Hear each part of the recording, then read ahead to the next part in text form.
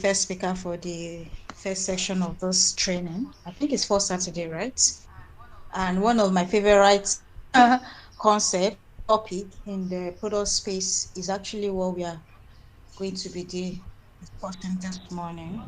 Of course, I know you guys have access to the Perplexity, Grok, as many AI tools as possible. So I'm not here to come and be reading what is this, what is that, or what is downloaded in this and that. I have actually used that slide using my word and from my weight of experience, right? And I also I like exploring new tools. It's been a long time. I actually tried to do some design on Canva. So I also explore Canva AI, which is one of their features. And I think I have a feedback.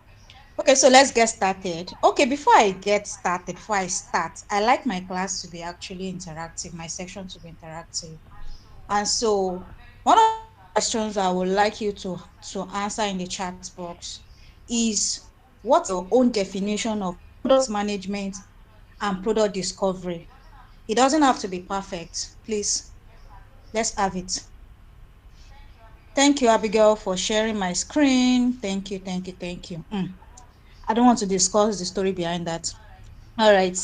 Okay, so can we have responses in the chat box? I want to be looking at it. What's your own definition of product management and product discovery? Product management, while you're a product manager, you should understand what it means, right? So what's your own definition of product discovery?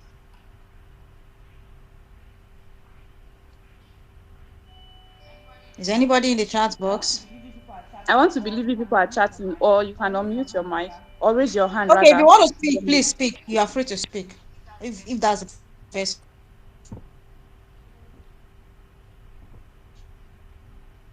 All right, why people are booting? I guess people are still booting. Many of us are still on our bed, just like my morning exercise this morning actually. All right, so I was told to walk you through what we call product discovery, and I was looking forward to your own insight. Okay, identifying solutions to problem. Like I said, it doesn't have to be towards your own definition. That's just what I'm actually looking at. And then somebody said identifying solutions to problem. I wish I could get more responses. I wish I could get more responses. It gives me the ginger or the insight that you guys understand why you are here. Product discovery is the understanding of the why. Why? All right, thank you so much. What users are struggling with? Yes, okay. All right.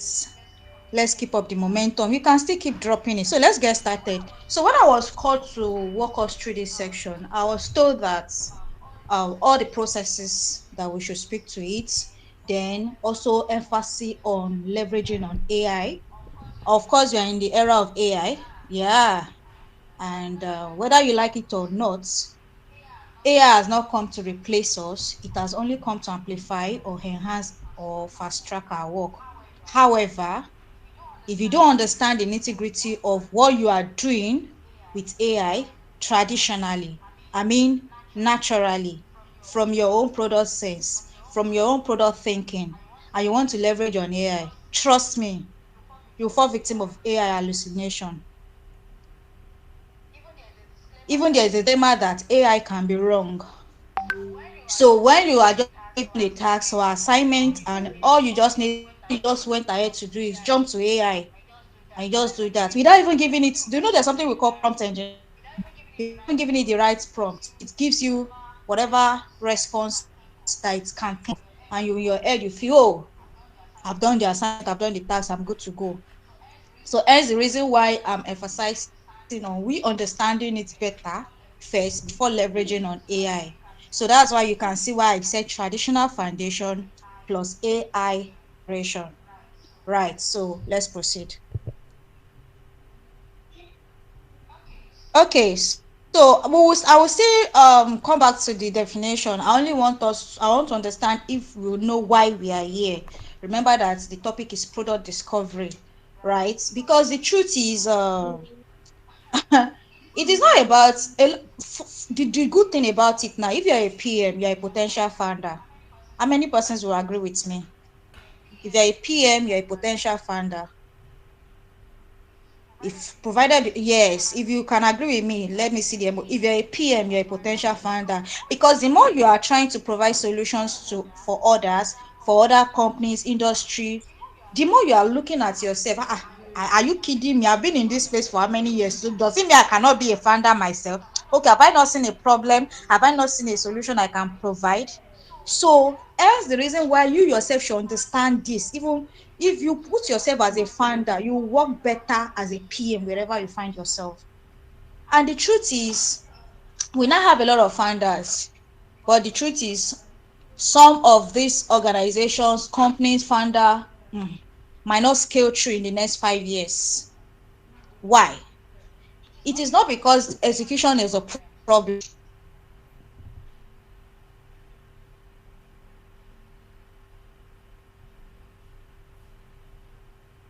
Is they fail in the discovery stage, especially when we are in the era of this AI. People feel like, oh, after all, I can vibe code, I can do this, I can do that, I can do that, I can do that, I can do this with AI. So I don't think I need to start validate. Of course, there's a problem.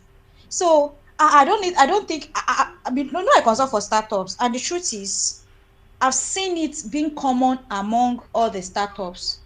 They rush into building product, especially when the CTO or the co-founder or CEO, whatever nomenclature they have, is technically inclined. They proceed and move forward building products, and they neglect what we call product discovery. So execution is not the problem. We are because of number one, wrong problem, wrong assumption, and wrong user. You feel this is a problem. The question is it truly a problem or an assumption from your end? Okay, now you assume there is a problem and it's affecting this particular user. Are you sure it is really affecting this particular user?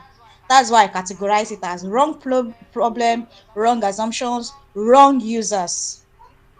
So even if you build a wrong product right, it will still fail because the product is actually wrong. Everything was wrong. There is a saying in the Bible. Sorry for the Muslim in the house. I'm a Christian. I might want to quote that say, if the foundation is not strong, what will the righteous do? That's exactly why we have product discovery. If you are building and building because you feel we are in the era of AI, you can leverage on AI, you can quickly build and launch and so like that, and you neglect what we call product discovery. Trust me, the percentage of your product failing is over 100%. That's justice. Or you start all over again. Thank you, sir, Pastor Ruben. Right? So we are product managers, please let's take note of that particular Bible verse. That as a PM, if what I am doing, if the foundation is wrong, then what can I do as a PM? If your guy is saying, and we've actually there's a problem we've identified, and we have the resources, like in fact we have the money, we have investors, they are ready to pour money. In fact, from our own thinking, it seems this product is going to fly. In fact, we are going to, and they'll just say, how have you done this, have you done this, everything they need to do in terms of product. And they say, I don't think we need to do that, let's just build and launch fast. When we launch, we'll be knowing what to do. Trust me, by then your eyes go first blur. For the Gen Z in the house, you understand what I mean? Because now be like, why now? What happened? I thought we did everything, but you forgot that you neglected the foundation, which is product discovery. All right, let's proceed. I told you guys that I'm not going to come and read what you can go and download on ChatGPT or whatever. I'm speaking from my own POV and weight of experience. So just take it as it is. Now, a lot of persons have actually given me definition for, somebody said is a finding a solution to a problem, somebody said understanding the why, a lot of definition in the chat box. So from my own, using bullet points, I said, it is a process. If you combine all this process together, process of defining real problems. We've said, some people, you said problems, but the question is a problem real? or just an assumption that it is a problem? Did you get that part? You identify a problem. The question is the problem real or an assumption that the problem is real? You are defining the real problem. You can see why it is being, that particular part is being bold. Real problem, not an assumption. Once you identify the real problems, you now say, okay, who are the real users this problem is affecting? Understanding the users. Here we say users because when you identify a problem, it's most likely that you have primary user who are 100% affected with this problem, and you also have some secondary users or other categories of users. There's something we call user segmentation in product management. When we are doing your market assessment and the likes, it's still under your product discovery stage. So user segmentation, you are trying to, even in product ideation, of course, people that have gone through my mentorship class, some of this process, they know it's in product ideation. I always say from your product ideation stage, you should have user segmentation, which means all the categories, all the your user sometimes could have about 3 to 4 elements. So you're identifying and understanding each of these users. How is this problem affecting them? Why is it affecting them? What is the reason why it's affecting them? Why is it affecting them? Then the next point of the process of product discovery is exploring the market. There's something we call competitive analysis in product management. And of course, if you are trying to do product discovery, you can't shy away from that. You can't tell me I'm a product manager, but I don't like research. Even if you are working in a standard organization, I mean, it's not a startup, I mean, a traditional a well-established organization to say. They have research analysts, they have product analysts, they have all the teams that we can mention in place. So you are not a PM that is wearing so many hats like startup does. The truth is, you still need to understand this product that you are talking about, and you've identified your users. What's the market like? Let's say for instance, your product, right? Somebody, I actually got, let me give a real life scenario. I actually got a proposal, was it 2 weeks ago? I'm sure my consult or so. And we are rebranding, we are expanding, right? Or so like that. So we are doing a lot of background work. And the person was like, he had already done something like a GTM for them or repositioning before. So he was now looking at partnership, right? That we should partnership in terms of this and that. And I said, okay, how about we looking at it in this other sense? Because when I look at the market is a kind of is already saturated. We coming in as partners, we can come in as either this type of partners or so like that. So the question is, this particular product you are identifying, this particular problem you've identified, you want to provide solution by building a product. You want to know if it is already saturated. What do we mean by saturated? Are there a lot of persons, are there a lot of products offering, tackling this particular problem already? How are they tackling it? Okay, if we call it red ocean in that's a terminologies in product. Red, when you say something is a red ocean, a product is a red, that means a lot of products are already tackling that problem. They might be tackling it differently, but the truth is there are a lot of, when you look at fintech now, every now and then product is coming up, and you feel like, this fintech is already saturated though. Are there not new fintech coming up? They are, just like edutech, like the product that the person actually sent a proposal for partnership, edutech. But when I was trying to review and I was brainstorming with my co-founder and the team, I was telling them that if you're going to do partnership, this is what we're going to do. We're not going to do this because of the market. I was exploring the market. And we're going to now come and bring in some things that will make us unique, because I'm seeing a kind of problem that edutech has not been looking at. A lot of persons are just dropping into this particular view. They are not looking at the other side of the road. And this is where I'm looking at. So I said, okay, how do I confirm and validate this? okay, I just told one of the team, I said, okay, you are going to reach out to some of the people that we are looking at and let us identify their pain points and let's see if it is viable. So what I was trying to say is to say, if your product can either fall under, oh, it's already, market is already a red ocean or blue ocean. When we talk about blue ocean, it means this product in the markets, we don't have other products tackling this product as we're talking currently, like probably in your region, probably in the whole wide world. But the truth is, I used to say something, there is no new product. There is no new product. Oh, there is no new product. You are thinking your product is new because you have not done your due diligence.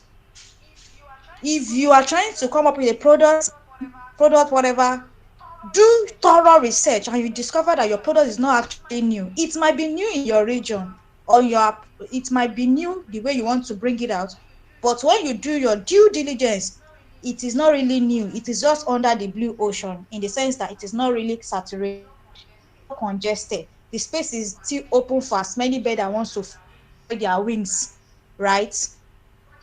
But this one, even if you now try to launch the market, you want to understand, okay, even if they are not, are there other products tackling this problem in other region, probably outside Nigeria, outside Africa? For instance, there's a product that is trying to expand, right? And we are looking at, Uber, Jumia has Jumia Food, Jumia Pay, Jumia this, Jumia that. But Jumia started as e-commerce before they started looking at food, payments, whatever, just like you have Uber food, Uber, all those kind of a thing. So this company is actually looking at, okay, let's have, aside me focusing on edutech, let's have a global product. And so all the head of departments were called, and I was called as well. And I say, okay, we are looking at this. I think I was the first person that was asked to even speak. They just share the proposal or the details like 5 minutes to the meeting, and I couldn't even go through it. So I just listened to what the CTO was saying. And I said, okay, okay. This product seems to be like a blue ocean. I'm not saying there is no product office this tackling this issue in Nigeria, but when we look outside Nigeria, we have a whole lot. So I was mentioning them. But why not let us add this, but let's do our validation market research. And today the product is almost live. Because, so what am I saying, I'm actually spending more time on this exploring the market, because it's one of the things that a lot of us feel, because we feel we can write code, because we think we can use a lot of AI tools to make our work faster, and letting this foundation, I said it, if the foundation is not strong, if the foundation is faulty, just say, if the foundation of what I'm building is not strong, what can you, just say, what can I, Oyindamola PM, do? So use that as your own. If the foundation of what I'm building is not strong, what can I, no matter my years of expertise, what can I, Abigail Sonny, do as a PM? Use that Bible verse and know that product discovery is something you should. Validating assumption, right? You're trying to understand the users, you're trying to validate the market space. It's just because we want to validate all assumptions that, oh, we assume this particular thing is a problem, this is a problem. But we want to be sure that it is really affecting them the way. Sometimes you might say that, okay, this problem is affecting these categories of users, but the way it's affecting them is not the same way you are viewing it. So which means that your assumptions need to be validated. Validating the decision doesn't mean that they say, oh, it's right, it's right. There is more to it. The question would is it really a problem? Would they be willing to buy into a solution that will be providing? Okay, are they already exploring other solutions, which makes it realistic that, okay, it is actually a problem, and will they be willing to embrace new solutions to tackle this problem? That's validating your assumption. And also, the last process of product discovery is testing your solutions, right? You want to test your solutions to say, okay, right, you quickly build a small version of it, maybe that MVP or whatever name you want to call it, to your beta tester or so like that, for them to at least test the product and see if it resonates with their pain point, their expectations, and what do they think we can add to it as a feedback for you to iterate and then before you now launch it to the general public. So this is just the process of product discovery. Is discover defining your the problem, not just the problem, real problems, understanding users, because users can be more than one categories, because we have user segmentation, exploring the market to know if this market is red ocean saturated or is blue ocean, validating assumptions to know, okay, your solution, are you actually thinking in the right point to whom may be concerned, or there's other things you need to look at. Then testing solution to know, okay, even if you come up with these solutions, does it really meet their pain point? Does it really meet their expectations? What do they want them to add, or so like that? Because the goal is, are you building the right thing? Okay, let's proceed. Please, are we together? Are we together? All right. As I'm speaking, actually, all of you, you will tell me one product idea on your head. Look at your environments. All of you, like, just can't through. I'm pretty sure there's something I used to train my mentees that sometimes you just go for interview and you are looking at all the frameworks and all those things that you want. They will ask you. See, it's most likely that they might not even ask you. If I'm an interviewing PM, I might just tell you to come up with a product. Where do you stay? How well have you been in the product space? Okay. So have you identified any problem around it? How can you provide solution? On the call. On the call. So please, right while we are on this call, start thinking of a problem around you as an idea that you want to provide solution to it, because we'll get to that stage and I will ask you. All right, I will address all questions at the end of this section, please. All right, core principle of product discovery. I've said it earlier that you should understand deeply first. Don't jump into say you want to start building. Don't jump into saying, oh, you want to explore markets, and all you just need to do is to go and ask Google. Go and ask. I'm not saying I'm not against it.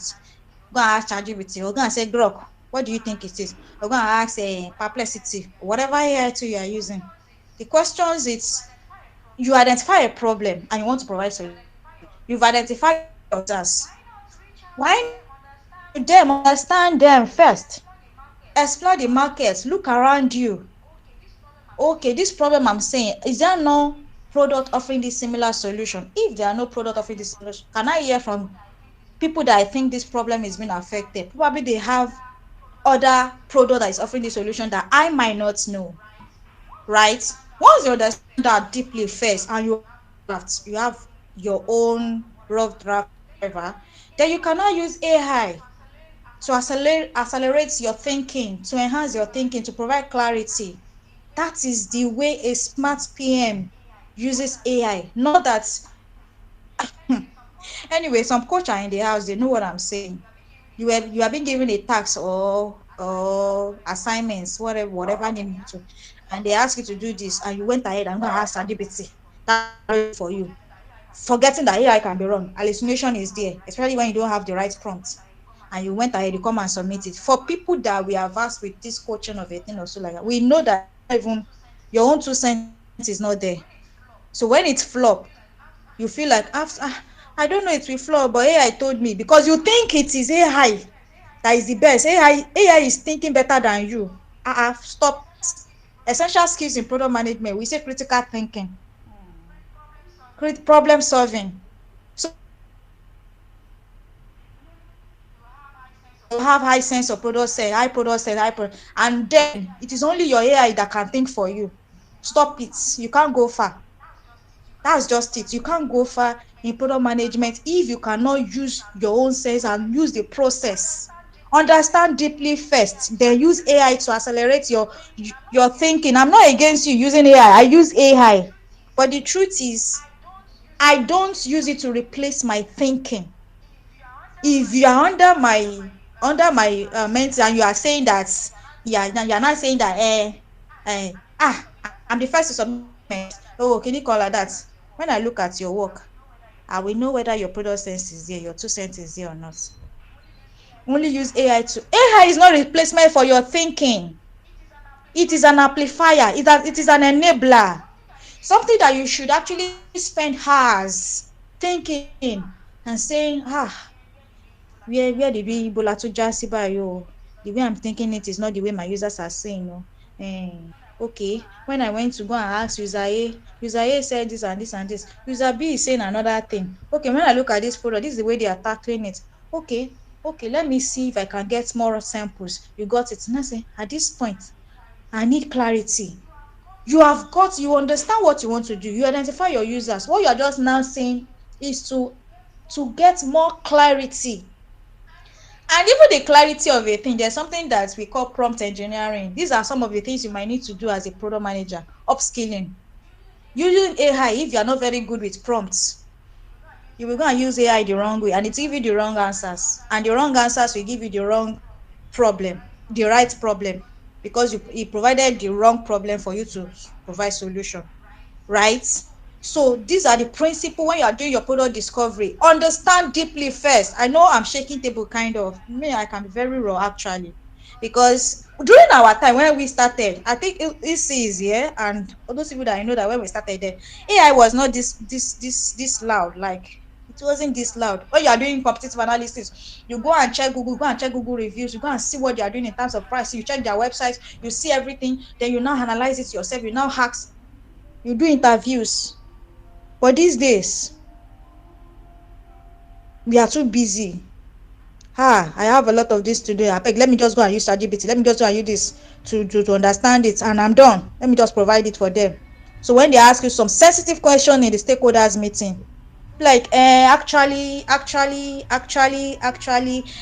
I was, you start stammering because see these things, be people that you are working for, they know that you are using your sense of ChatGPT or any AI.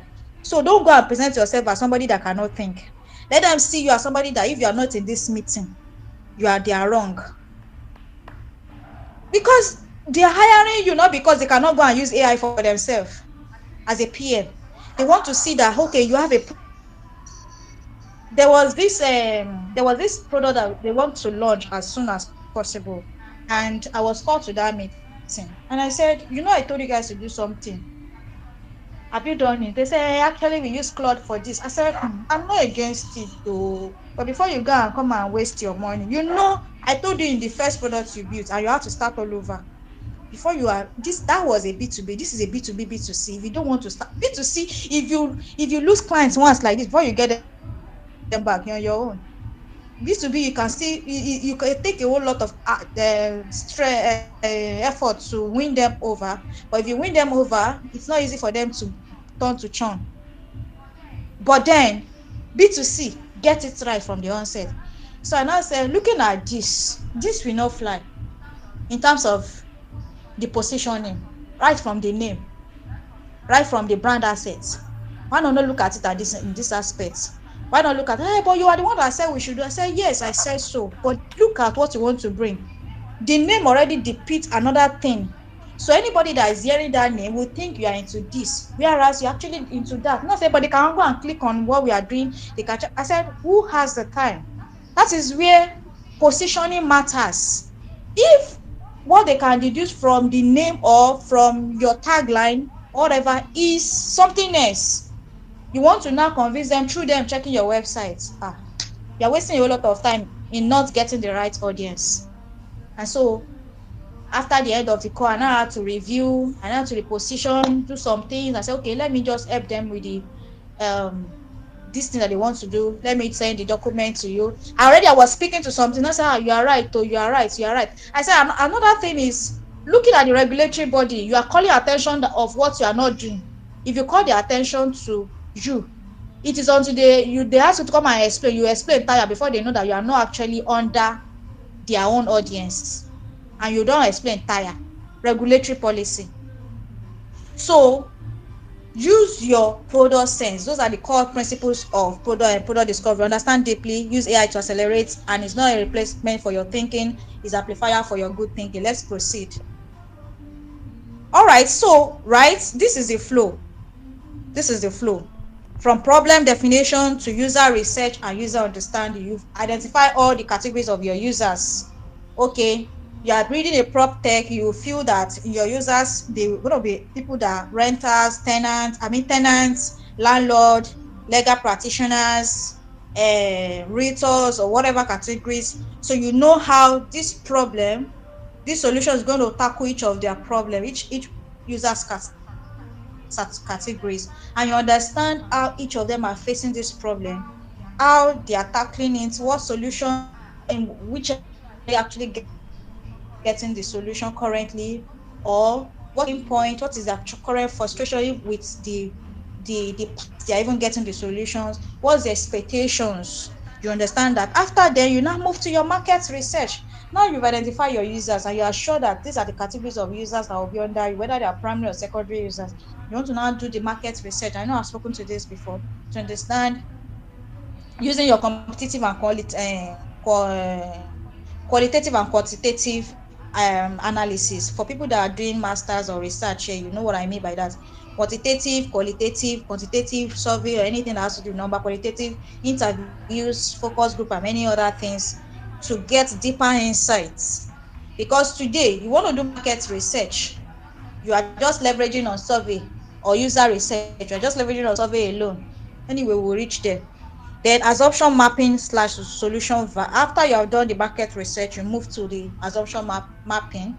The moment you're able to validate your assumptions, like all the assumptions you need to map out is also in the slide. Then you now move to your solution validation. That's your idea validation to know, okay, yeah, this is where we are starting from, this is where we are moving from.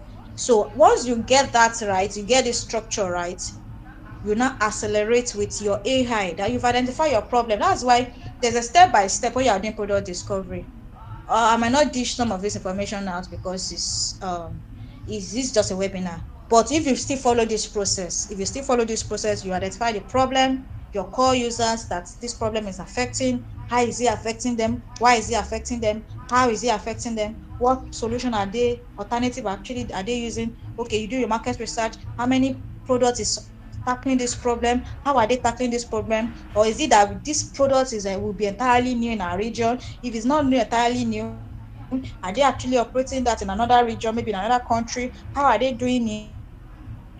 If it's saturated, how do you want to look into their strength, weakness, opportunities and threats, and leverage on that for you to be unique. Like that, then all your assumptions in terms of all the categories of assumption, then you now say, okay, this is the idea. We move to the next stage. Please, are we together? Don't forget, I ask you to come up with a problem, look at the problem around you. So let's move to the problem definition, because I don't want it to be ambiguous and like, okay, you are saying we should identify problem. How do we identify it? When we said the discover real problem, that was what I said, the process of product discovery, that discovering real problem, not just discovering a problem, to discover if the problem is actually real, if the problem is actually a problem, for you to now provide solution via your product. A strong problem is painful, like it is so painful. In fact, if not possible, you as a person have witnessed it, people around you have witnessed it. You somebody is saying that I know somebody that said I want to build a product around some things affecting women right from their teenage years that they don't know till even when they got married, and by the time they got married it's already getting out of hand, right? And ailments like PCOS and so many things like that. He said it happens to this and that and that and that of somebody, and it cost us a lot. It's painful. A real strong problem is frequent. Are people talking about it? That is a problem. Costly, like it costs you a fortune or life. There are some product that stems out of um somebody actually, I know of a doctor that actually built a product, health tech product, just because she lost his mom rather. And it was like, it I didn't build there's this product in place, it's most likely I wouldn't have lost my mom, right? And it was just saying building like that, like that, like that, like that, like that. Second, it's basically a product like getting a second option at the tip of your hands without you over relying on your own immediate hospital or so like that, right? Because, and he also tried to validate that to know, okay, have you ever experienced wrong assumption from your doctors? Doctor said you are, sometimes ago, I think Abigail should even know about it. I was almost put into the theater before Holy Spirit told me that you are not going anywhere. Don't allow the devil to use anybody against you. And Lo and behold, I had to go and use second option before I know that nothing was actually wrong with me in that aspect. But they would have actually they would have took me to the theater, and they will cut what is not, and they will not tell me they did not see anything. That's a problem for so somebody that is building that health. So when he was telling me, I could relate. So it can be costly. So when you are leveraging, so be curious to leverage on your own, to know leveraging on your own thinking. Like that's why I said before you leverage on AI, before you say, oh, they asked me to be the product, oh, and I don't even have an idea on my head. In fact, they give me a case study, and I don't. What are you thinking on your? After all, you were actually made to think before AI came. So does it mean that you cannot think by yourself? Be curious to know, leveraging on your own thinking, what is the real problem? Why does it matter? A problem is a problem if there's a what to it. If there's a why to it, who are the people affected with this problem, and what happens if it is not solved? That's if you're able to answer these questions when you are trying to define your problem, then trust me, you've been able to come up with a good problem statement. Your problem statement should have the what, why, and how. What, why, and how. That's the three categories I used to say: what, why, and how. Right? What is the problem? Why is it a problem? How is it being a problem? And who are those people affected? Right? So you could actually use this prompt, although you could get a better prompt, but these are some of the prompt I feel you already have your own draft. Like I said, you're not just going ahead and say, I want to build clinic, blah blah blah blah blah. Just tell me, give me the problem for me. They say I should, there's a problem identified in the edutech sector, and they say I should provide the problem statement and solution. I don't know what to say. Oh yeah, do it.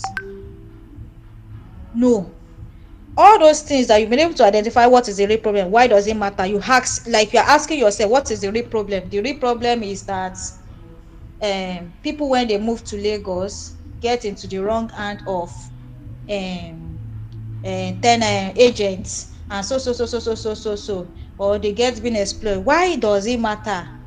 Do you think it's really it matters because some persons actually don't have the resources, because they want to just rent house and they don't even have the time, but yeah, agents are doing them. You are trying to answer those questions by yourself, right? Just a draft.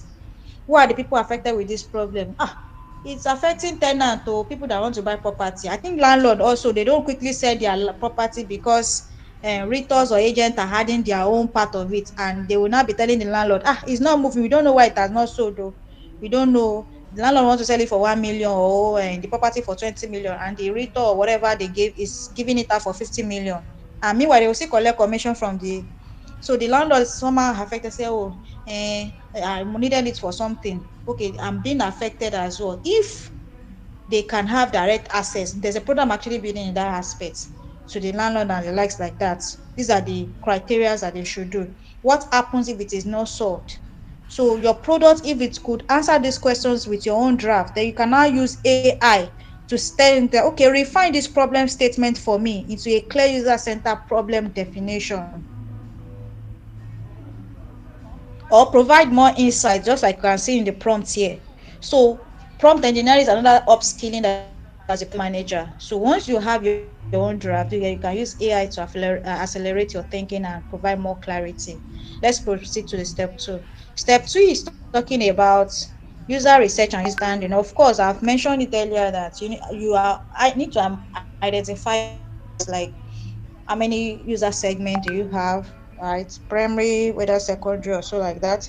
User segments 1, 2, 3, 4, 5. Because once you do that earlier, when you are trying to launch or anything, it's easier for you to position or message them or provide solutions that really speak to each of the users, irrespective of the fact that there's a general objective that each of them fall under. So when you are doing your survey, I see a lot of companies now. What they do is, like, they will think they are using user research or market research, and they just say, we are actually trying to build something for Kinikon because we decide that this is Kinikon. Please kindly take out of your busy time of Kinikon. It's just 2 minutes of your time. So we feel it. You post it on LinkedIn, but your audience, are they on LinkedIn? You post it on Facebook, your audience, are they on Facebook? You post it on group, are your audience there? I'm not saying you should not do all those things. The moment you identify your users, you know where your audience are. For instance, there is this product, somebody, I can't remember the codes. Was it for caregivers?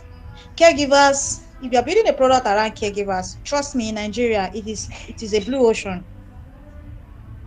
But I don't know about abroad, but we know that caregiver is something that is very common outside the country.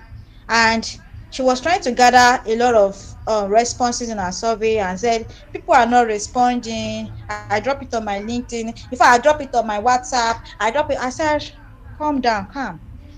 These people, are they interested in, do you go and look for communities where we have caregivers? Search for caregivers home, get their contact, get their email address, look for communities for caregivers and the likes. Once you identify your users, you'll be able to send out whatever survey you are doing, whenever you get. And when you are sending out survey, the truth is, you might ask me, because it's Abigail that is sending me a survey through my DM on LinkedIn or Facebook or my email, but I don't even know the person, or the person just presented him or herself very well. And I feel, okay, let me just, or you are even reminding me that, ma, I'm still waiting for your response. Please, only let me, it's just 2 minutes of your time. It's there's a disclaimer that is oh, everything will be treated with confidentiality, blah, blah, blah, blah, blah, blah. You put those grammars. We know how we do it, right? The truth is, I could fill your form under, let me just quickly fill this form. I might not be providing the clearer insights you need. For instance, maybe there's a part in your question and I don't understand it, but I don't have your number. I can't want to call you back and say, come and explain this part. I will just pick one response. How many people have done this before? You don't really understand that question. You just say, it's compulsory, and they just feel it. You just tick it. You just tick it. Then you now say, okay, this question is getting too much. You're just thinking anything at random because you felt it's just going to be a 7 minutes, a 7 question, since it said 1 minute, and you open it and you discover that you have section 1, section 2, section 3, section 4, and you're like, well, something that just then, and let me just feel what I can feel. Sometimes survey will not do justice to the clarity you're looking for. I'm sure that some of us have done this, that you just fill the person feels it for feeling's sake. You are not the target audience, one. And even when you are the target audience, at some point you feel like, egba mi ke, wetin happen? Why is this question too much? Like, oh, I want to feel, I feel it, God bless, thank you. And at the end of the day, you don't get the right insights that you need. So when you're also doing a survey, please, I see a lot of people send me survey, please let me do it on my LinkedIn. If I'm feeling I don't even have the luxury of time for that. You know, if you send it to me, if the only reason why I might feel, if I see that you've done a nice work with these survey questions, I might be moved to say, but if you not do a nice job and I'm so free, I'll try and address some of the concerns I have. I will ask you to go and do it and return it back to me, even if you are not my mentee. I've done it for more than 3 or 4 persons like that recently. So I liked your own draft. Then refine your survey questions with AI so that you know that the questions that are supposed to be open-ended, the one that's supposed to be multiple options, the one that's supposed to be dropped down, the one that's supposed to provide more clarity. Because in your survey, you should be able to understand the categories of your user segments. Your survey, sometimes your survey could carry different survey for each of the user segments. That means you don't have to have one survey for all. You send it to survey to whom may be concerned, and from there you can also get insight about some other competitors offering similar solutions to what you're trying to build. How are they doing it? Or aside your own primary or secondary research, they will let you know. And whatever is the output of the survey question you're asking your AI to refine, please always proofread it with your own product sense, because sometimes you not say, I'm building this product, this is a problem statement, and we are looking at providing this solution. So I have drafted 10 questions for me to send to my users. It cut across all the user segments. I don't want to have different survey for each of the user. So each of them, any category they belong, they can still fill this form. But I don't want it to be more than 10, or let's say maximum of 15. Please help me to refine it and provide more clarity on the structure. Right? It gives you know, say, and at the end of the day, maybe there's something that is missing. Probably you need to understand the demographic. And then, it's not there. And in your head, you're like, it's not there. You're supposed to add it. You not ask your AI. But you did not add this so that I can be able to understand which of the gender is mostly affected with this problem. Where are they based? And their current students. Oh, you are right. Getting the demographic unique profile of your target audience is good for you to, it will tell you are right. So it's telling you that in as much as I can provide clarity for you, please also use your words, product sense. Are we together? So for your user research as well, user interviews. See, if you are under my mentorship, whatever, or you are privileged to maybe my community or so, and you are trying to do a kind of research, and you are relying solely on your samples or your survey, I will tell you, you have not done the needful. You have not done what you're supposed to do. You're supposed to have. We are even in the era of technology, enhanced technology. You don't have to see the person face to face. You could actually do a video call to even look at the behavior, the gesticulation, in the course of you doing. I remember when I was in my masters, even right from undergraduate, but I know the master's zone, I had to travel to two different states. In fact, there was one I had to attend a because I was looking at comparative studies. I was looking at religious perspective from the West and also in the East, also like that. So I went to attend what ordinarily I, as a Christian, would never attend. I saw issue, I saw Ifa, I saw, because I needed to do interview with the Alaafin. That's Noyo. I needed to do interview with the PRO. I needed to do interview with this and that. Your interview can be structured or unstructured. So if it happens that you need to travel, if it happens that you need to do video call, gone are the days when it's only Skype that you can use for video call, even WhatsApp and many other things for video calls. To be able to, and you can even add your AI to transcribe the responses so it can analyze it at the end of your. Unlike then, we had to do use it to record. We use CD to record. When we now use that CD to record, we now be listening to it word for word, word for word, word for word. We now write it down. We now start. They're in the era of AI now. You can just add your AI to it, it is transcribe it, then you can tell it to analyze it and give you the pain point, and so many things like that. So why not also do your interviews? Because in the course of interview, whether it's a structured one, what do I mean by structured? It means structure in the sense that you have structured questions, step by step, that you want to ask the interviewees. So unstructured means you want to have a questions. In the course of asking that, they're responding to those questions. Another question is coming up. So you might want to have that kind of way, just for you to validate whatever assumptions or whatever problem you think is a problem. And in that aspect, there's nothing like ambiguity that they are not clear with your survey or some questions. Even if they are not clear, they will just ask you, Abigail, can you just come up again? These questions that I'm not really clear about it. What do you mean by this? Okay, let me bring it. Let me explain it again. What if there was a product one of my mentors was building. That's to do with bikers and looking at the way we have Uber, right? Leveraging on Uber. And now said, I said, so if you're going to have this product, are they on LinkedIn? Your target audience, are they on LinkedIn? So you have to go to those junctions, all those bikers, those people in estate bikes, normal bikes, those that will be interested in being a dispatch rider, just like Uber just look at people that have cars and they work from home, or they have time that they can just quickly do a ride and earn money with their cars without just leveraging on the cars for luxury alone. And that's just the idea behind this bike of a thing. So I told her, you are not just going to go and give them survey, because some of them don't even understand how to solve that survey, to do that survey. So you might want to ask them interviews, one-on-one, one-on-one, one-on-one. In your church, organization you belong, you might have one of them, so that you can gather good insights. So as you are doing survey, you also want to leverage on interviews. It could be WhatsApp chats, conversation, video calls. It could be focus group, right? I've also done a research before that I had to travel to, where did I, Ilorin, yeah, and it has to be stakeholders of some places that I needed to meet. Focus group. They were five. Instead of me meeting them one by one, I can meet them in just 10 minutes or 15 minutes. We can actually have a conversation.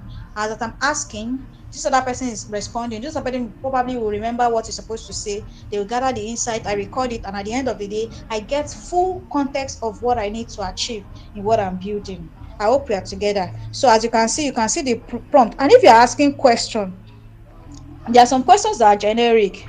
Make sure that you don't use generic response in your prompt. Always tell, if you are trying to refine the survey questions or interview, just tell your AI that you should ensure that the questions you're trying to refine, whatever you're coming up, is not generic. Would you use this product? You're saying that we are being would you these products? It's somehow generic. So make sure your questions or whatever you're asking them is in line with what you want to achieve. Okay, so I've highlighted some prompts you might want to use here, because after you've done your user research via survey, you want to now segment them through user persona. That's aspect of discovery as well.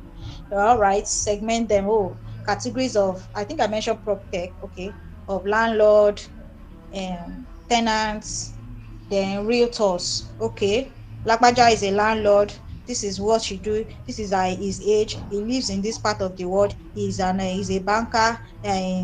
He's so busy. He doesn't have time. This is his pain point. He find time to before the realtors exploit him. He doesn't sell his property as that. He invest in properties, but anytime he needed money fast, his agent is always wasting his time. That they have too much, like you get this pain point from the research you did. Okay, the reader is saying the truth is sometimes the landlord blah blah blah blah blah. You identify their pain points using the user pattern. Now those are the prompts because the moment you identify your users, you want to extract key pain point. What do you mean by pain point? Pain point is their frustration.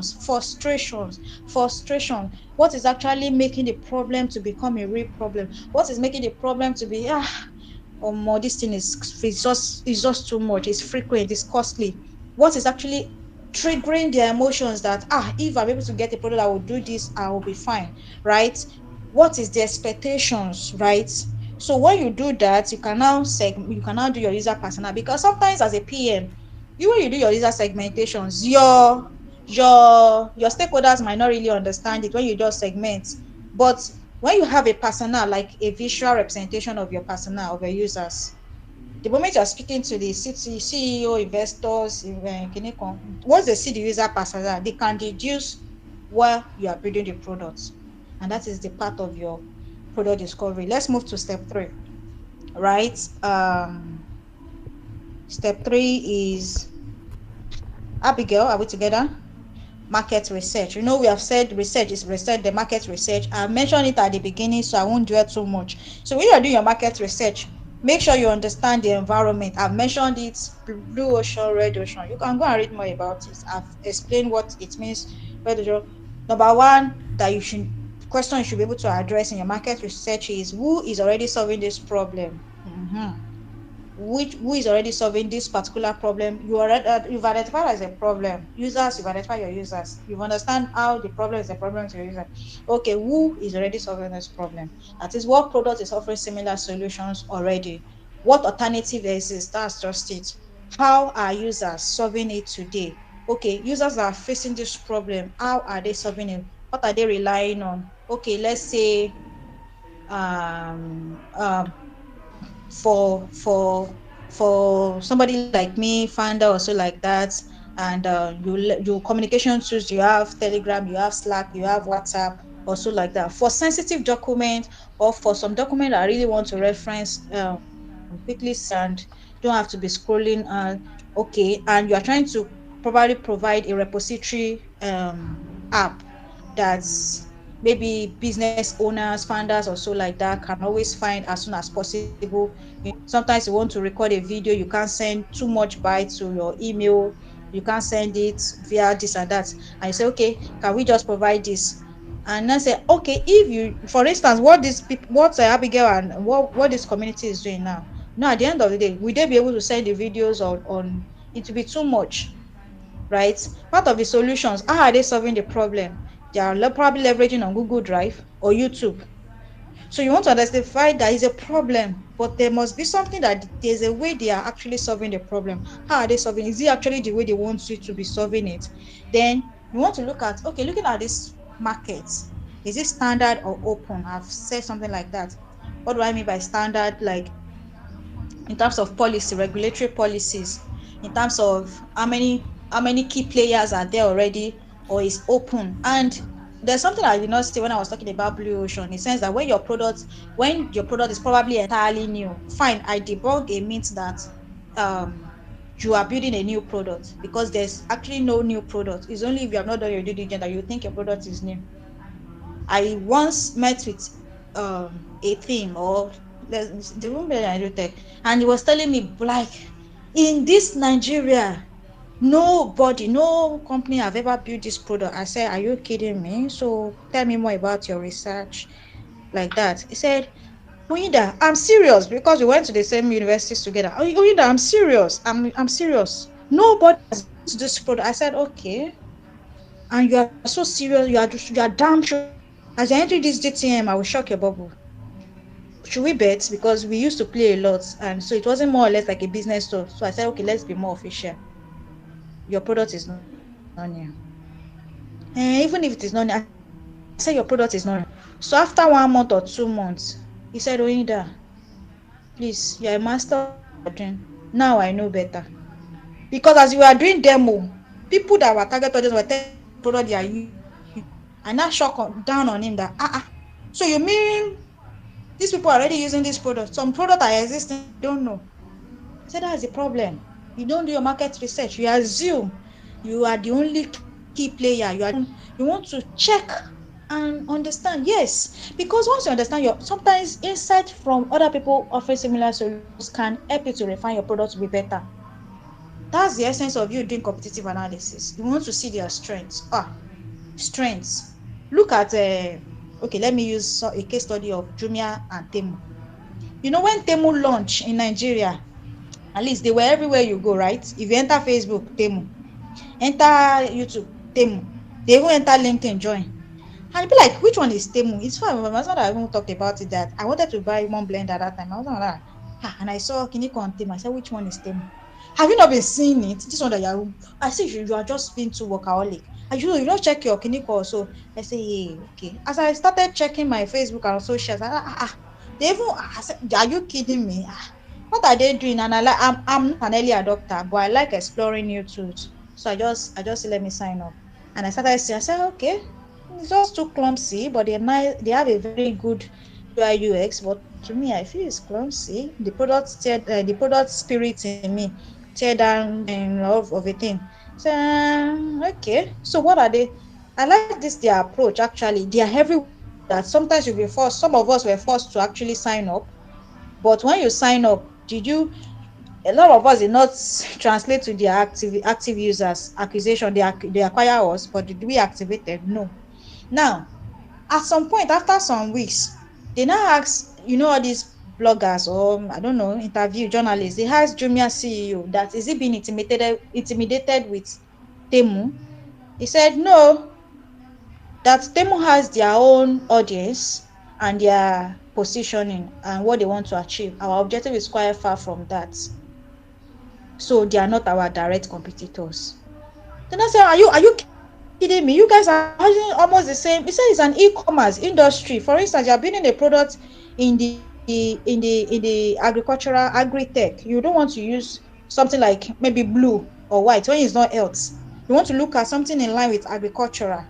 So that's one of the brand I said. And I said, so whatever we are using the color palette doesn't mean that doesn't. It's just that it's speaking to the sector they belong. But they now said the only thing we can do is to leverage on their strength, what they are doing well, that we can also do. And he said the right thing. And today, Jumia is now also doing spin. They don't do it before. How many persons have noticed that? Jumia is now doing spin. You are trying to do a kind of shopping. I'm actually a Jumia user till date. Even I told one of my class that when I was preparing for my work, I'm an online shopper actually. Most of my shopping that I did, almost close to a million naira, was on Jumia. And Jumia, there's an office, Jumia outlet very close to my office, and when I work on site. So even if I order, before I go home, I will just drive. It's like easy drive. I will just even walk because where I park is not even far. We're in the same closet. Is an A close. It's a close in an estate. So I'll just move there. They will let me bring it out. I'll put it at my boots. I'm done. So I was ordering everything. So I did not even see Temu as, hey, Temu has come or I can shop better, cheaper things. Because I was trying to get reviews and so many other things like that. You are looking, but Jumia now had to leverage on the strengths of Temu, and they added it. Now the weaknesses. At that moment when Temu launched in Nigeria, they were not explicit with their instruction, and Nigerians don't read. So when they order, they say, what I versus what I versus what I got, giving other persons wrong signals of, hey, if I go and use Temu, Stokpotilo, my money has gone. And me, I was just watching the trend. So Jumia also look at that weakness, because as a product manager, you have to be looking at products side by side. Jumia also like, description. So Jumia increase the way they used to write their description. Description was always very minute. Jumia now increase it to be bigger. I don't know if you take note of some of these little things. Now look at opportunities. A lot of remote workers, people are busy now. We can still, now that Temu is everywhere you go, what are the opportunities? Where are Temu getting opportunities? So you want to do your competitive analysis, leveraging on SWOT or PEST analysis. PEST is not common. PEST is often used in political, economics, socials, and time, but it's not common. So just leverage on your SWOT analysis: strengths, weaknesses, opportunities, and trends. What trends is influencing this space? Regulatory policy. Um, in terms of, I've mentioned the positioning, brand assets, and many other things. So you could actually use this prompt for your, in the course of you identify your users and do your survey. Some of them would have mentioned some of the problem, product of a similar solution. You yourself would have highlighted, okay, I think Gigi is doing something similar to what I want to do. Oh, I think proper Nigerian property is doing that. Okay, let me ask my users, what are they saying about it?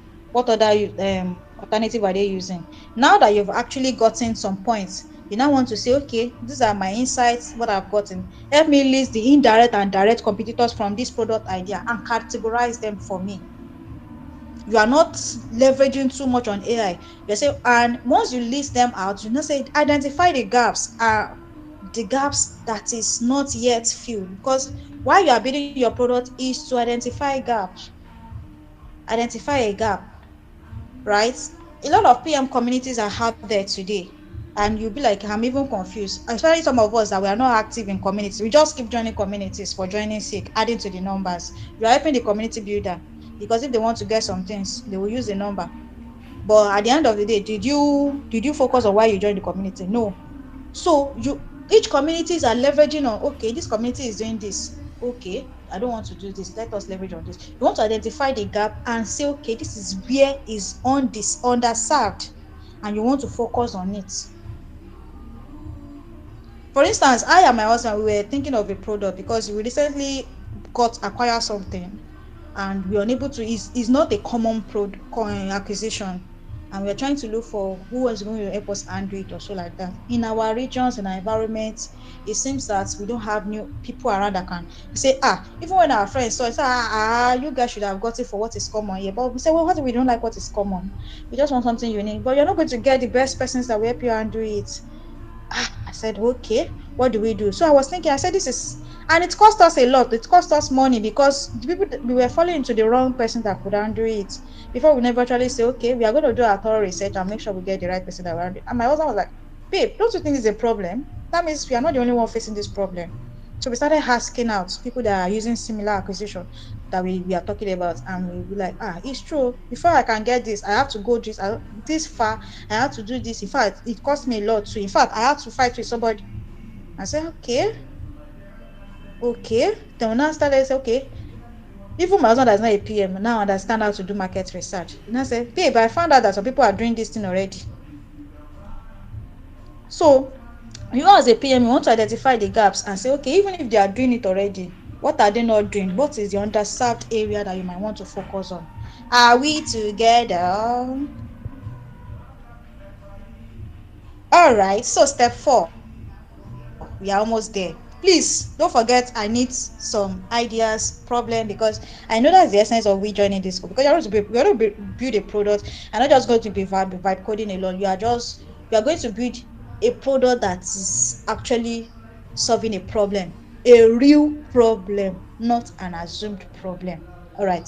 So assumption mapping. When you are doing your assumption mapping, I think there are a lot of assumption mapping, but these are the core ones you might want to start with. User assumptions. You identify your users.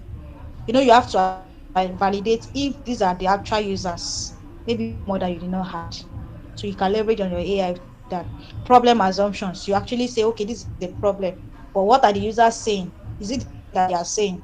Or from what they have said, your initial assumption statement may have to change. So you need to refine it with your AI, gathered with your insight to go from your users.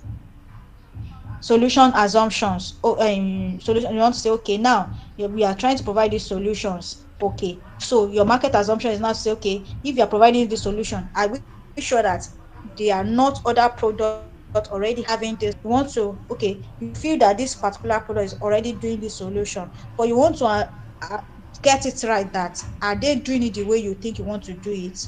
Or if they are doing it the way, how can you do it differently that will make people using that solution to come back to your product? It's just like this fintech app, Opay, Kuda, Pampay, and so like that. Trust me, I don't know, I might be wrong, but trust me, Opay is always doing something that will make, even if you have Opay account, to be redundant, so that you always use Opay. Am I right or wrong? Like the DM for Opay. Okay, let me even use WhatsApp and Telegram.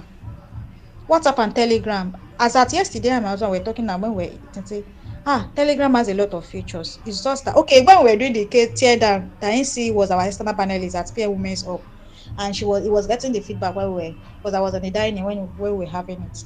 Not like it's just that people don't know that Telegram has this. I just wish Telegram can, maybe Nigeria is not their target audience. We're just having all this kind of assumption. So your market assumption is to know, okay, even if the other person offering this solution, you want to, your users, you say you have 5 users and there are three alternatives. All the 5 users are subscribed to these three alternatives, including yourself. You want your users to keep coming back to using your products. So that means you want to do your assumption right. So you have listed all the assumption. Please, when you are doing your product discovery, this assumption is very, very important. Get it right. List all of them. So you now tell your AI or whatever tool you are using for your AI, say, all these assumptions is what I've listed. List all of them behind this product and rank them by risk and uncertainty. You see? So do you want people to see reasons why, even if there are other people offering this solution, why they should keep coming back? If you now want to validate your assumption mapping, you want to start from how it helps your prioritization on when you start building. It helps you, okay, what are the users really, really saying? Which assumption should be validated first for the idea and why? So it helps you to now start having your must have, should have, if you're using more scope prioritization, right? So it helps the prioritization. So when you want to do your assumptions, you want to also leverage on AI to help you to validate which of the assumptions should you go first, why. So there are so many prompts you can use. That is why upskilling is good. Prompt engineering is also one thing that a PM must know. It's not just about using AI, it's using it right. And the last step I want us to focus on is idea validation. Idea validation. Right. Now that you have done all this, all the background, whatever that you want to do. You know me, I'm actually all these things. I'm talking from my experience.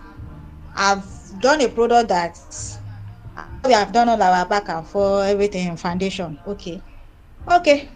People say they are interested. People say it's a problem. Okay. Me too, I'm willing to commit. Let's have a landing page for you. Landing page, join the wait list.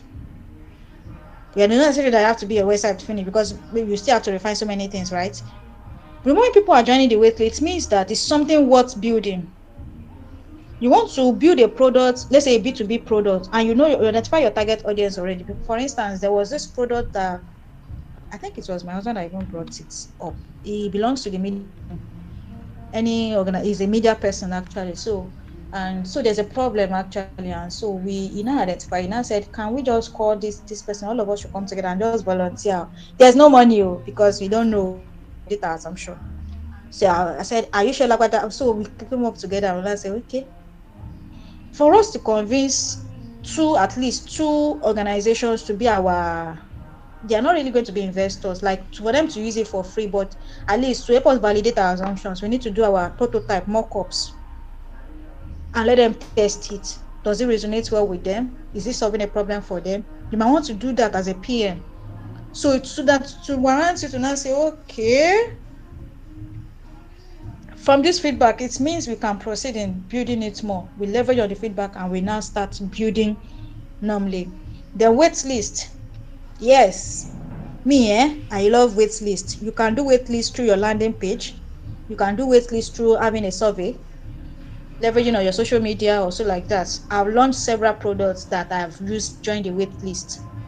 I currently launch a book, my upcoming ebook, which is my first ebook. Let's say it's my first. Let's just say ebook in the audio space, right?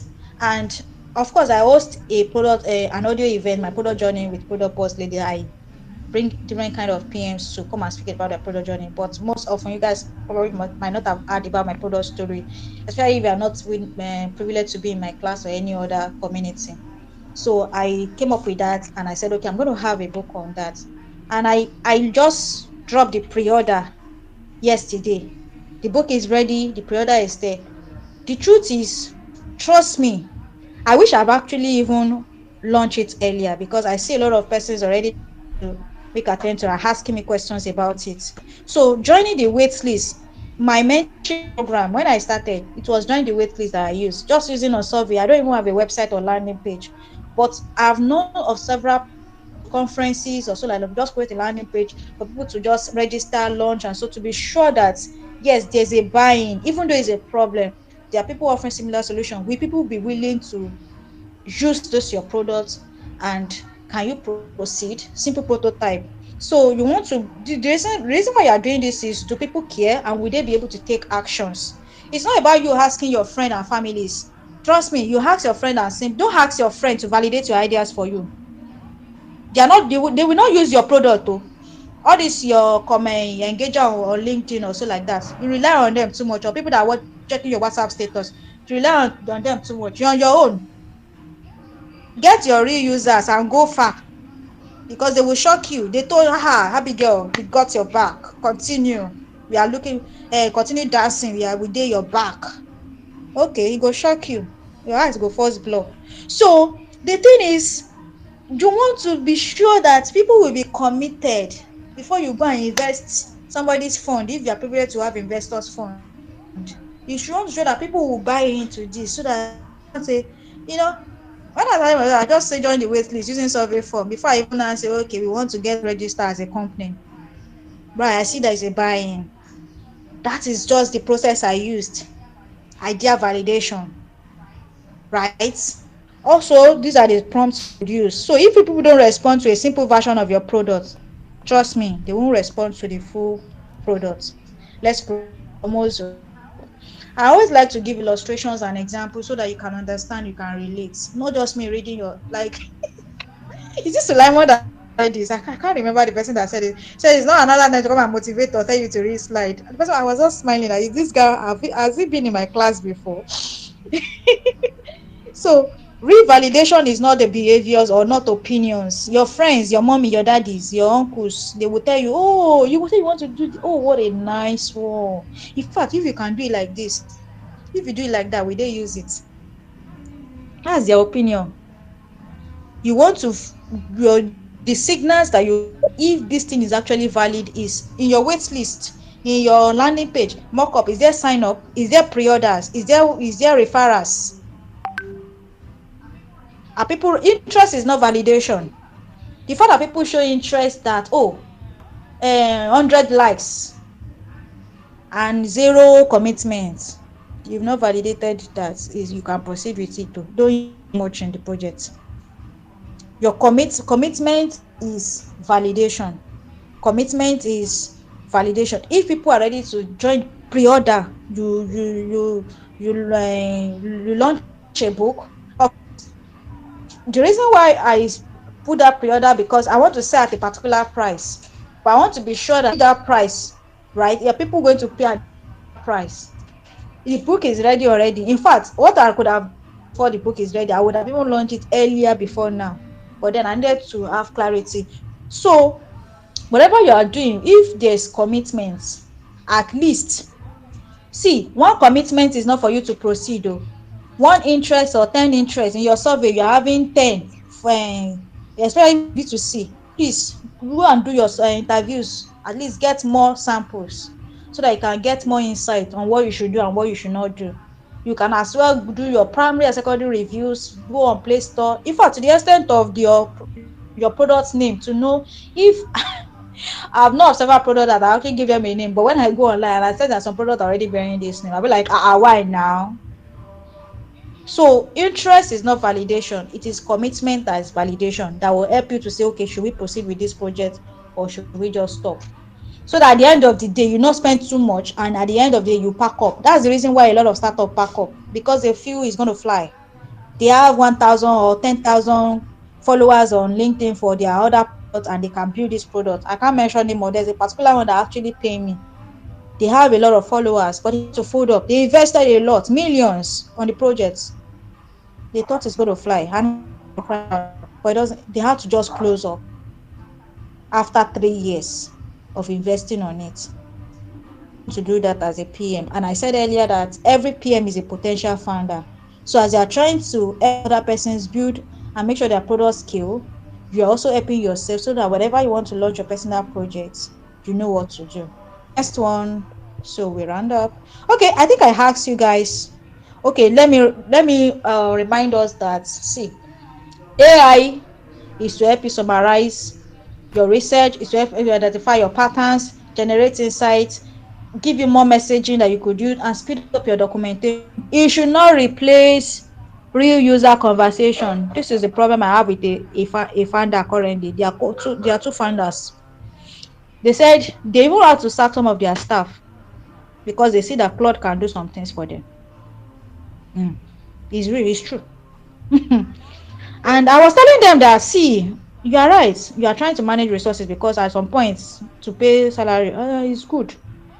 But when it comes to research, my dear, don't use Claude. If you are ready for me, I'm available. But if you are not ready, no problem. When you are ready to GTM, I'm available.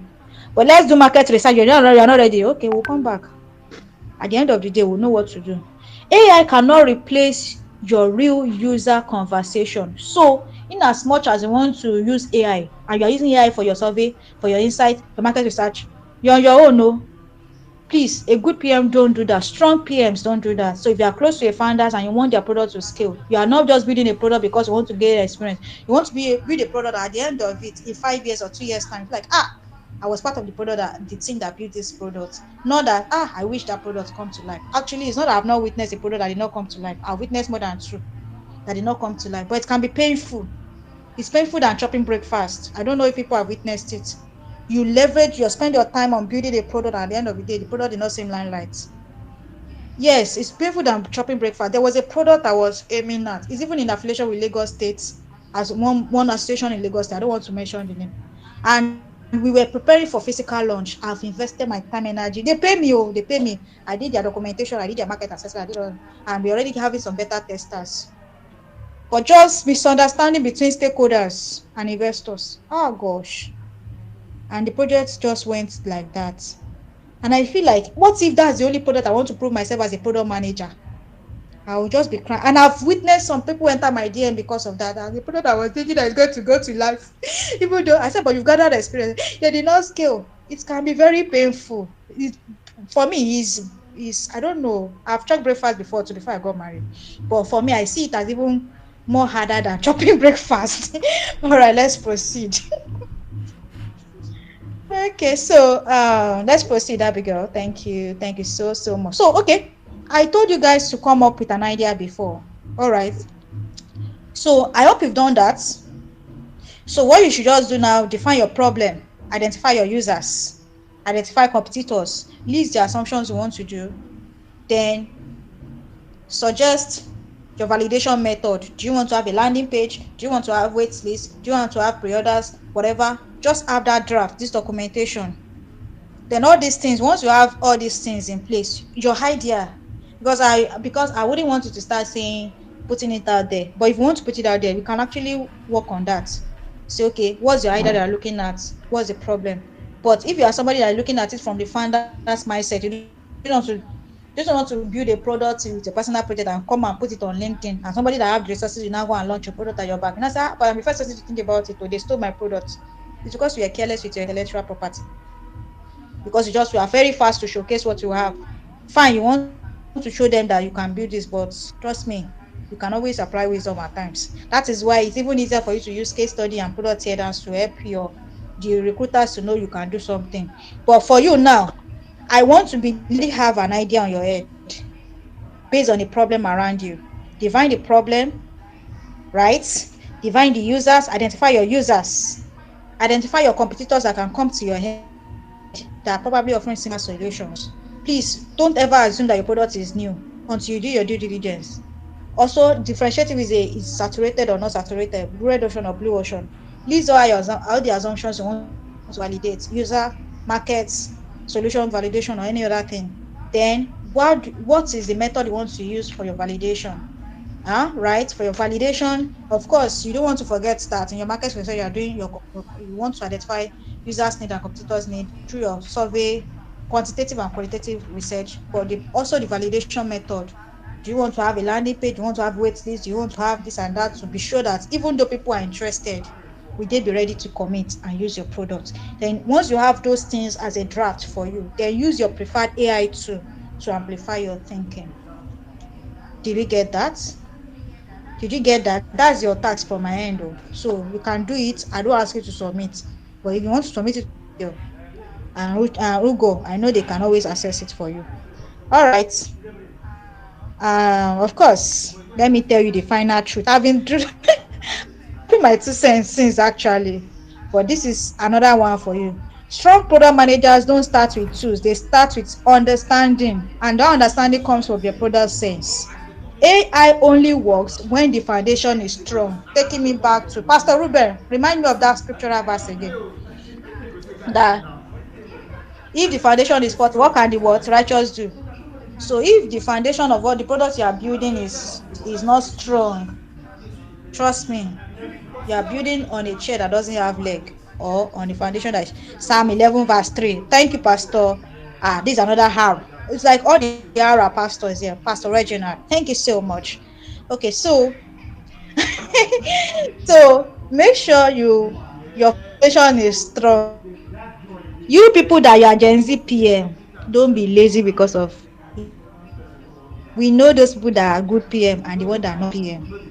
If they give you tasks, assignments, and you can't just use AI, and you know your product sense. Trust me, we know how to fish you out. All right, the next one is just the conclusion.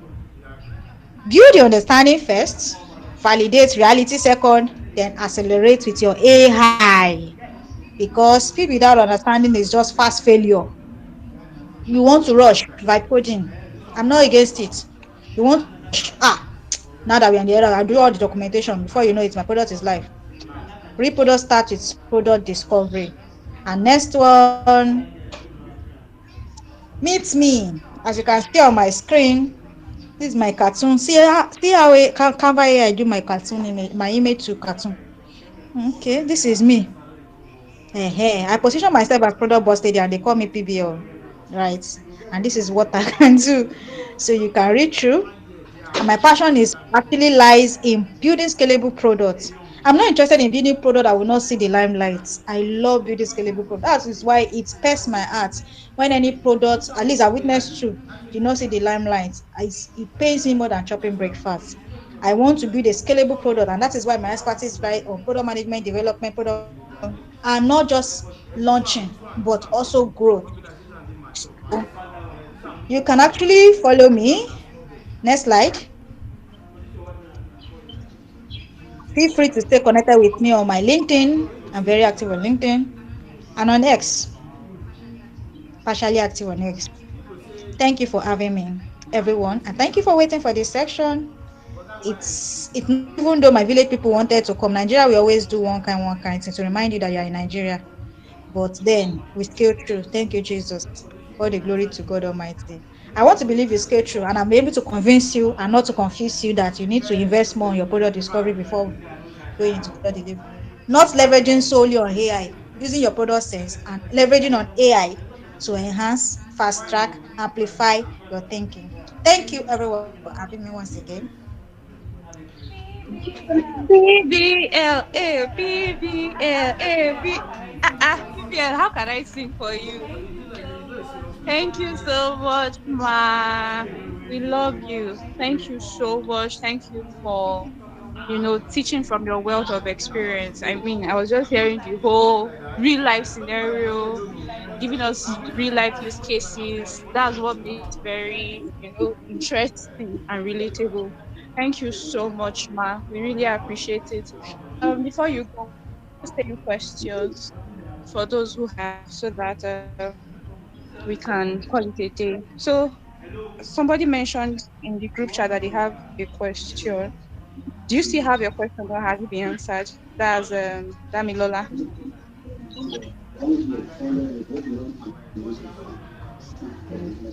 Dami, are you here? Okay. While she's I don't know, trying to answer if okay, she said it has been answered. All right, thank you. Any other person have any question? Is there any question you want to ask? Something you've been meaning to ask in line with research, idea validation, or the likes?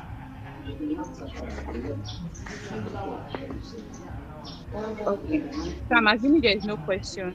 Okay, so maybe I want to ask you a question, but one of it will be when validating an idea, do you just choose a validation technique by feeling, or do you choose it based on the sector you're focused, or you're based on your user, or how do you, choose an idea validation technique? All right, thank you. That's a brilliant questions actually. The truth is, just like you all know that in product management, there is no one general template for any of the maybe framework or so, like aside frameworks. Let's say you're doing a PRD, there's no general template. So actually, there's no template for which kind of validation method you do. From your sense, you could pick, okay, should we use your from your product says you pick the okay, should we use of course, irrespective of the sectors, combine quantitative and qualitative research. It helps you to have a thorough user understanding and market understanding, competitive understanding, your to understand your competitors, understand what your user actually want. Combining both interviews, surveys, whether focus group or whatever kind of scenario you want to use. But then your validation to be sure that yes, they are interested, they will be ready to commit is depending on the resources you guys have. Your company might not have the resources to build a landing page, right, for the products. And so they know they can identify the target audience, they can reach out to them probably via proposal or they ask them, you could have leverage on social media for people to join the wait list, where you leverage on survey form for people to join the wait list. You could leverage on so many things. It's resources is a factor, resources and your audience as well. But there's no general template to know, okay, because of it's this sector, it has to be this. No, there's no, it's not a one-way traffic thing. So you need to use your product sense. Then it is not that you might want to rely on one technique. You can use as many, like two to three, depending on whatever you want to achieve and how fast you want to achieve it.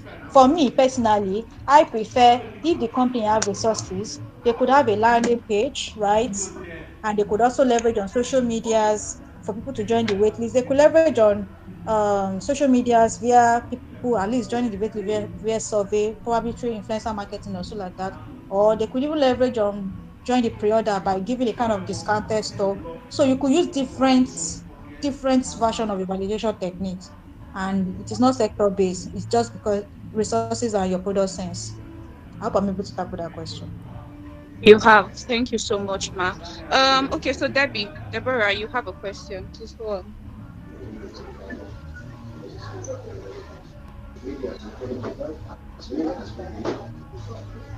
Deborah, are you with us?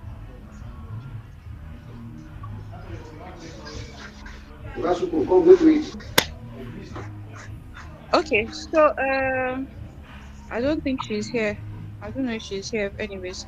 But Maybe I Ruben need to. said Okay. he doesn't understand the assumption mapping aspect of the class. Can you help with it in like a minute or less? Oh, okay. Do I go back to that in the slide? Of course, you can go back to it. Okay. Right, you know that then when you were doing your assumptions, when you were trying to identify the problem, right? When you were trying to identify the problem, you have a draft for yourself, right? And in your draft, you actually went ahead to identify the users that are affected with this problem, right? And in this user, you now categorize in your head, you already have an assumption that, oh, these users have been affected with this. This category of users have been affected with this problem. This category of users have been affected with this problem. Okay, this is the problem you assume. And you're now trying to do a kind of research for each of the, for research that covers each of these assumptions. In terms of even the solution mapping, you're already looking at providing a solution. That is why in your survey or your interviews, you're then like, okay, what if there's a product that helps you to do this, to help you to do this and this, will you be ready to commit? Okay, will you be ready to use over this? How much will you be willing to pay?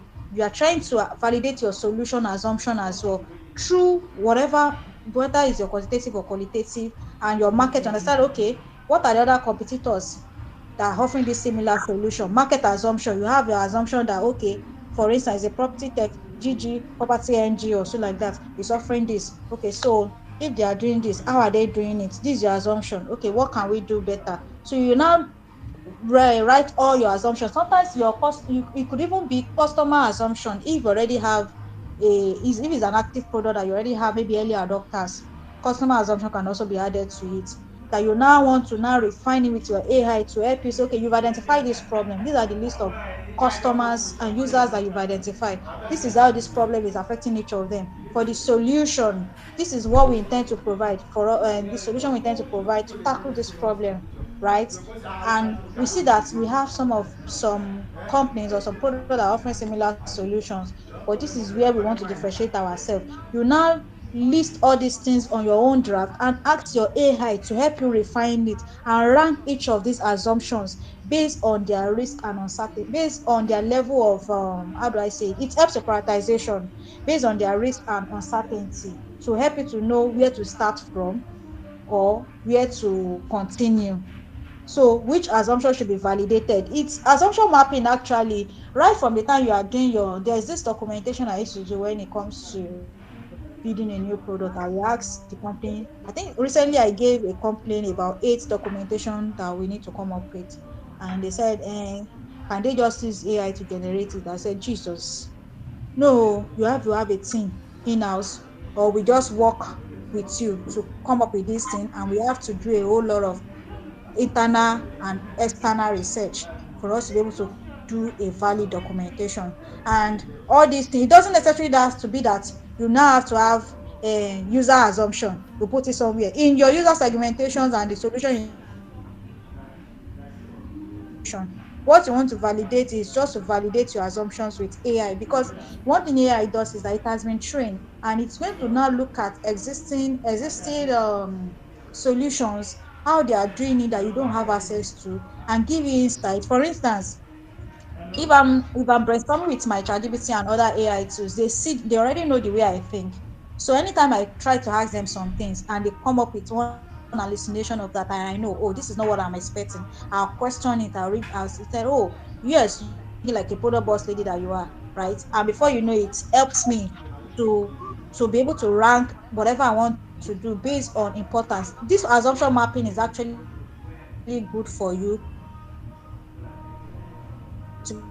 Though you need to validate them, assumptions you need to validate. You need to validate all your assumptions that you have as regarding the market. Your assumption about the market is that, your product is entirely new. Validate it. It's an assumption. Validate it. This is totally new, either with your qualitative or quantitative research, or either whatever your solution assumption. You're assuming that, once we launch, people will be ready to pay. Right? There's a product that we actually launched, and they said that it's going to be launched and people will be paying in dollar. I questioned that pricing model, and I said, do you know that? He said, it's not going to be limited to Nigerians. Of course, other African countries can use it. I said, yes, I do.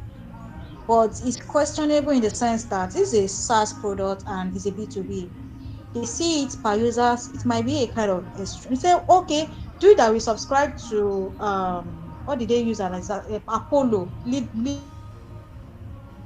generation. Okay, they said when they are building MongoDB and the likes, they charge them in dollar. So why should they now charge in naira? So they're going to tell them. So lo and behold, after 1 year, when our users were saying like, I see in your website that you people are charging per dollar. Are we not in Nigeria? Why are you charging in dollar? That is where you now have to bring it down to Nigeria. So your solution assumption that if you provide this, this will help tackle the problem. You want to assume that is it true through your research or whatever means of validation you are using.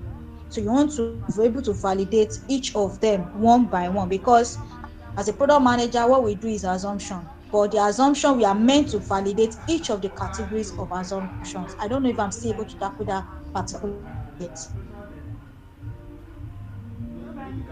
When has that okay? Great. So Deborah is asking, what's the number of survey response and interview you need to have to strongly show you have users? I think you should just know how to do your term sum and whatever. The for the market assessment, Abigail, you know what I'm saying. Term sum and sum. You need to know that first. But when that might be a long process for you, what me I will say, like just like a normal a PM will say, like, and with my own level of experience, I will just say, if it's a B2B product, right? If it's a B2B product and you are focusing on, let's say your market entry might also determine, let's say it's a B2B product and your entry, you are looking at, okay, it's going to cover the Nigerian Nigerian sector first before even looking at other African countries. But even in Nigeria, your market entry is the West Africa and western part of Nigeria. You know, we have south, we have southwest, southwest, and I think we have this state in southwest. If you are a PM, you need to know regions, so how to segment regions by region, geographical location. You need to know the local government that is in each state. So that when you want to launch, you know your market entry. So now, I'm going back to that question. I say, what numbers of interviews or survey should you do? Now, if your product is now based, it's going to be a Nigerian base and you want to focus on launching in Southwest in the first 6 months first, you want to at least capture 50, at least 50. And let's make sure that from that 50, you have each of the region represented, which means if you are saying Southwest, you have people that actually responded from Lagos, Ogun, Abeokuta, Ogun, um, Ondo. I know we have 6 states in the southwest. So you want to have each representative from each region. So let's say you want to cover the entire Nigeria. It means that you need wider number of samples, your responses. And in your samples, if your samples is not having at least representative of each of the regions, you have not done your due diligence well. It means you need to go deeper and know how to source and get your audience right. So if you want to cover the whole of Nigeria, it means at least one representative for each of the states. So if you know somebody in Akwa Ibom and you can't reach the person through survey and you know the person